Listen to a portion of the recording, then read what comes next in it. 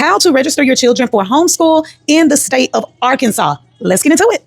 Okay, y'all. So the very first step that you need to take, the very first step that you have to take is submitting the legal document called the Notice of Intent form. I'm going to show you the form. I'm going to walk you through the form to the best of my ability. And this is basically just letting everybody know. It's letting the city, the state, the government, whoever know that you decided that you are going to be in complete control of your child or children's education. I also want to say that the deadline this year for the 2026-2027 school year is August 15th. So you have a little bit of time to get this form submitted, but y'all, it's really, really simple. Also, if you're on the edge about homeschooling, you're still contemplating on it, you also want to watch and save this video in case you decide to pull your kid mid-year, or if you have to pull your kid mid-year. And also, because I know I have followers all over, I want to say this. I'm sharing my experience as an Arkansas homeschool mom going into her 6th year of homeschooling. This is not legal advice in any way. Homeschool laws vary by state, so always check with your state's Department of Education. Y'all know I got to say that. All right, so let's get into the form.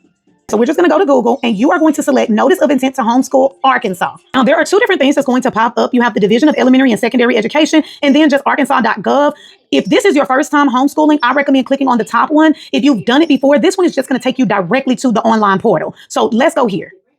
Okay, so on the government website, they're going to give you a lot of information. Starting out, they're just letting you know that this form is required by law each academic year to notify the public school district and the Arkansas Department of Education your intent to homeschool. Like I said, by submitting this form, you're assuming the full responsibility of educating your children, including the financial costs of homeschool lesson plans and any other teaching supplies that will otherwise fall to the local public school district in which they reside. Okay, very important. Read all of this. They're also giving you some deadlines. As I mentioned before, August 15th is the deadline for this year. Okay, now if you keep scrolling, there's going to be two different options. You have the online system and you have the paper form. Okay, I'm going to show you the online system. Previously, I did submit the paper form. It was a little bit of a headache, but I did want the paper trail. But you can still get your paper trail with the online system. So this is the one that I'm going to walk you through. Select create an account. So I'm only doing this tutorial to show you guys. I already have my username, password. I'm returning. So I already have all of that, but I'm showing you how easy this is.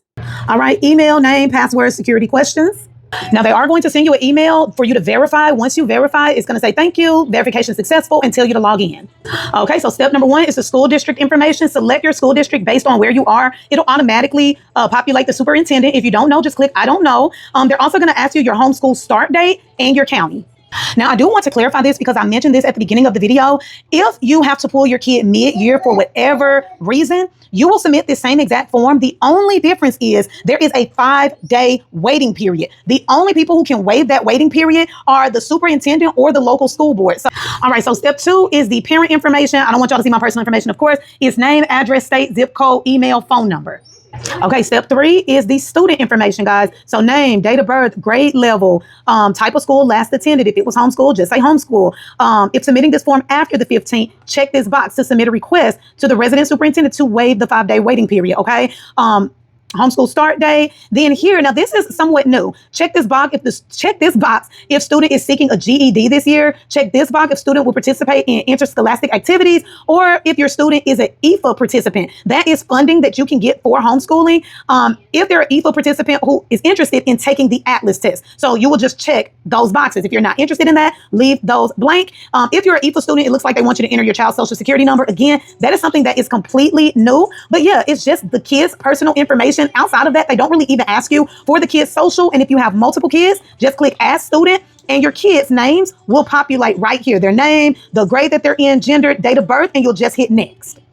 Also, let me say this, y'all. It's going to tell you to add another student. Even if you don't have another student, this is how you proceed. Then it's going to pop up and say, if you would like to add another student, please click yes. If you don't have another student, click no, and then go next. Okay, that is how you're going to get their information to appear down here. At first, I thought it was glitching, so that's very important to let you know. I'm just doing a test account, and so I'm going to hit next. Okay, so the last step before you submit, they're just going to tell you right here, if you move or if your address changed, please contact the homeschool office to update your address. By checking this box, you certify you're the parent or legal guardian, and you acknowledge that you are responsible for the education of your children this school year. Okay, so you're just going to check that box. Your name will already be there. Your kid will be there. Put in your phone number and hit submit.